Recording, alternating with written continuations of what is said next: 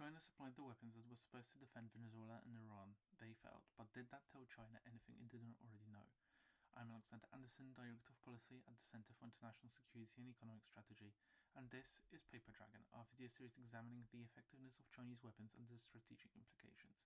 Today, I'm joined by Dr. Oriana Skylar Mastro, Center Fellow and Director of the Indo-Pacific Policy Lab at Stanford University, and author of Upstart, How China Became a Great Power, to argue that Venezuela changed less than we think, and that we may be asking entirely the wrong questions.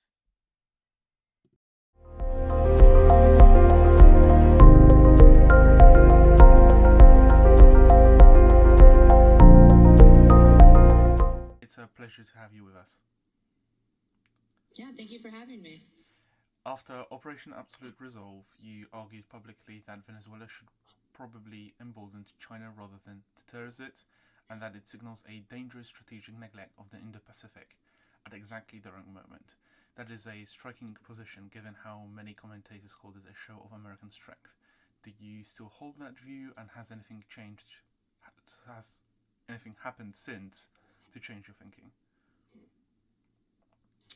Well, thank you for that question. I really like the diplomatic way you posed it. You know, it's often, I have to say, that I have different views than the majority, and I never actually know that until someone points it out. Because to me, the data, the empirics are so straightforward that if anything, I'm never embarrassed to go against the grain, but I always feel embarrassed to say the most obvious answer. To me, the obvious answer is what I've been arguing, that this campaign that occurred has really little to say about Chinese capabilities vis-a-vis U.S. capabilities. Some people look at turns, they look at resolve, and then they look at capabilities. So maybe there is a bit more impact on the resolve side, and that it shows a U.S. willingness to use force. The Chinese, for a very long time, strategic thinkers have been concerned that when the United States is in decline, and that's their view, not mine, that the United States is going to get more aggressive in pursuing its interests. So in that way, you could think, okay, it slightly, increases deterrence. But at this point, when the Chinese are considering using force, they're not looking at U.S. resolve, really. Because the willingness to use force against Venezuela in a short conflict doesn't say anything about the willingness of the United States to sustain casualties, large casualties over a long period of time.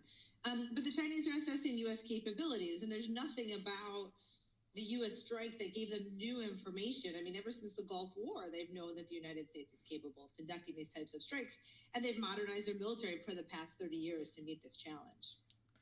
Thank you. In a Foreign Affairs piece from October 2024, you noted that despite its growing partnerships with Iran and Russia, Beijing declined to provide direct military aid to Moscow over Ukraine, and even told Iranian counterparts to rein in Houthi attacks to protect Chinese economic interests.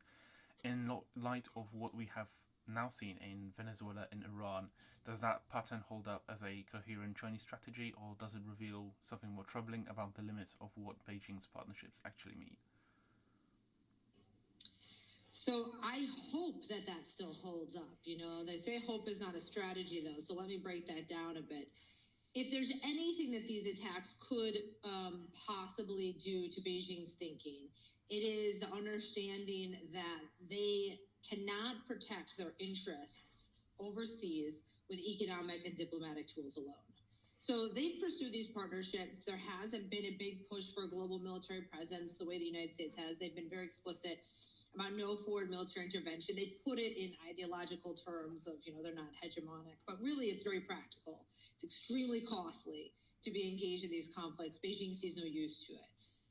But they always saw the threat from within the host country. So when they look at their economic interests somewhere, they say, is Venezuela stable? Is Iran stable? As you already mentioned, then they'll go to the host government to say, rein this in. Or in a project I'm currently working on, I show they've trained the police forces of, over 100 countries in the world. So they're trying to enhance host capacity to protect Chinese interests.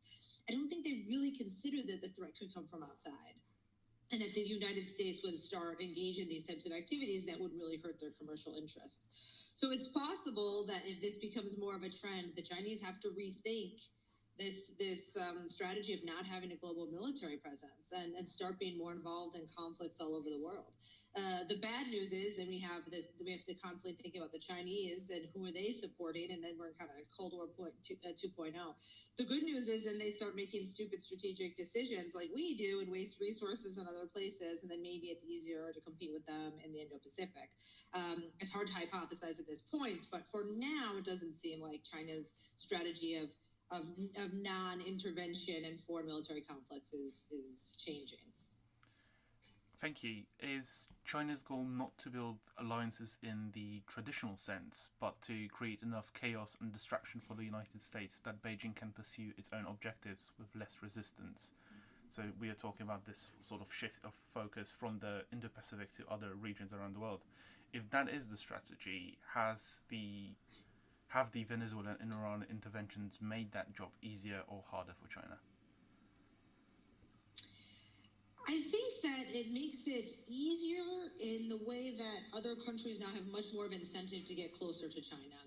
And let's be fair, it's not so much, the United States, I wrote in my book, Upstart, How China Became a Great Power, that part of what they do is they exploit gaps. So they're pursuing relationships and areas of power where the United States is largely absent. Right? The United States is largely abandoned the developing world. China wants to be a leader in the global south. That isn't sort of a direct link to these issues. But when it comes to military protections, it's obvious that China can't provide those types of protections. It's obvious now to Venezuela and Iran if it wasn't that obvious before.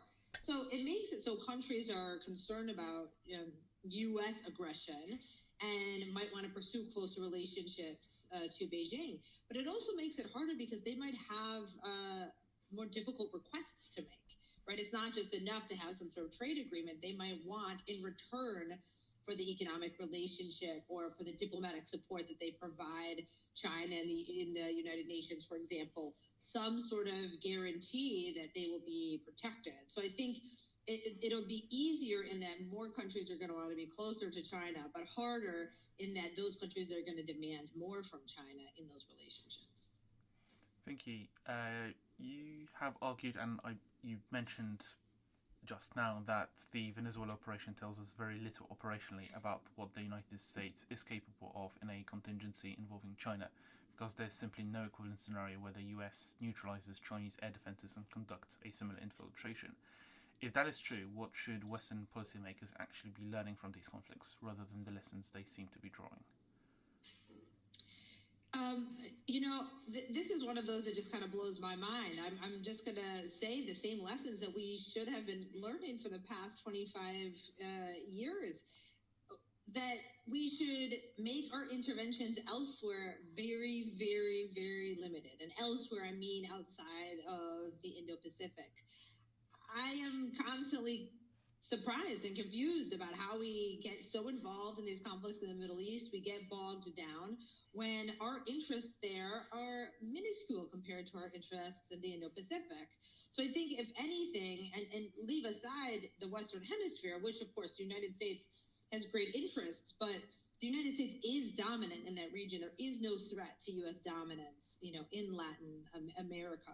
So if anything, what this should tell us, what they should be learning from these conflicts is if we are going to use the military arm to achieve goals, make sure it's very short and very limited, and that maybe what this suggests that we are constantly relying on these types of operations to achieve political goals, that we need to beef up other aspects of U.S. power, like institutional power, economic power, soft power, so that we have other options besides those that drain our resources to this degree.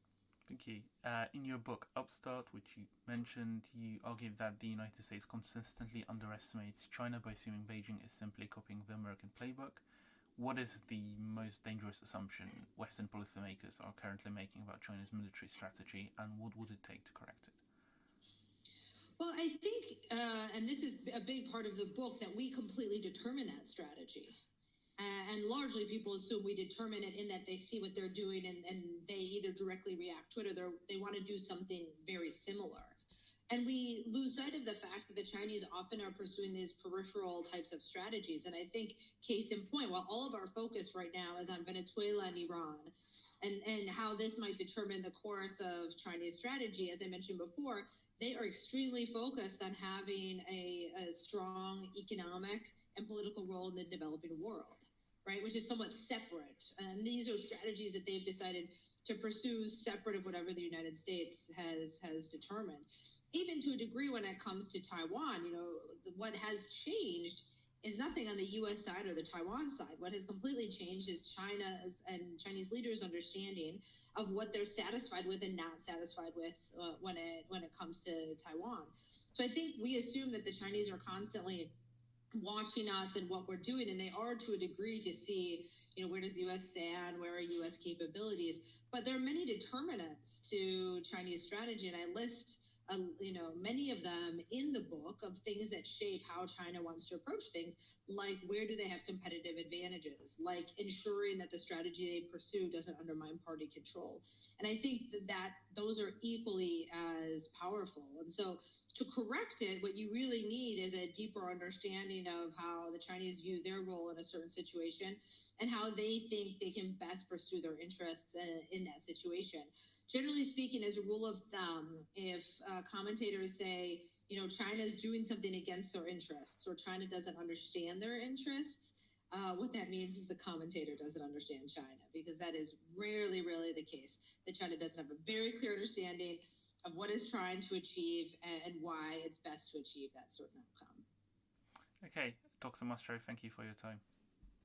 Thank you for having me. That was Dr. Mastro. In our next episode of Paper Dragon, we sit down with Dr. Malcolm Davis, Senior Analyst in Defence Strategy and National Security at the Australian Strategic Policy Institute, to examine what actually happened on the battlefield in Venezuela and Iran and what the performance of Chinese weapon systems tells us about the real military balance in the Indo-Pacific.